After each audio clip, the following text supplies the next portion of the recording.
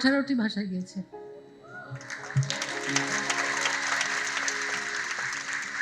এবং আমার বম্বেতে 3টে অ্যালবাম রেকর্ড হয়েছিল, 10টা গানের 30টা গান 3 দিনে রেকর্ড করেছিলাম। ওটা গিনেস বুকে ওয়ার্ল্ড রেকর্ডসে গেছে।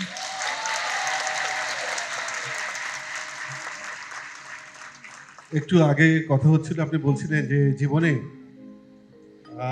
যা চেয়েছি পেয়েছি চাওয়ার চেয়ে বেশি। অনেক আমার বেশি। মনে হয়েছিল যে মঞ্চে আপনাকে জিজ্ঞাসা করব যে এত কিছু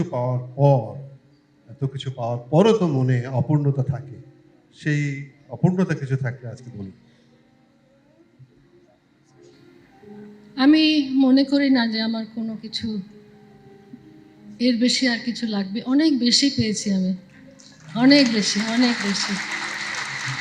এবং আল্লাহর কাছে আমার দোয়া যে আমি এইভাবেই আপনাদেরকে গান শুনিয়ে যেতে পারি, প্রতিদিন নতুন নতুন কিছু দিতে পারি।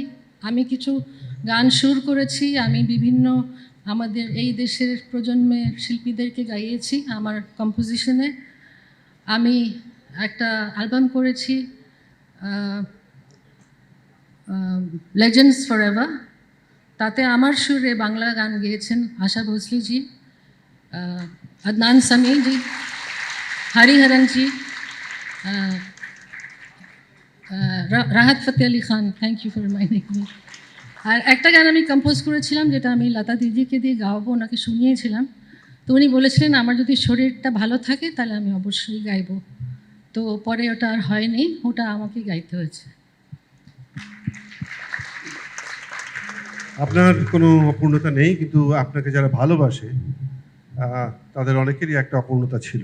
সেটি হচ্ছে যে আপনি নতুন কোনো গান গাইছেন না কেন, কিন্তু আমাদের সৌভাগ্য ইতিমধ্যে তিনি নতুন প্রতিভাবান সুরকারদের সঙ্গে অন্ততপক্ষে 2টি কাজ করেছেন অসাধারণ, এবং একটি দামাদ্দাম মাস্তাকাল আন্দার পুরো জাতিকে নতুনভাবে রুনা লায়লাকে চিনিয়েছে।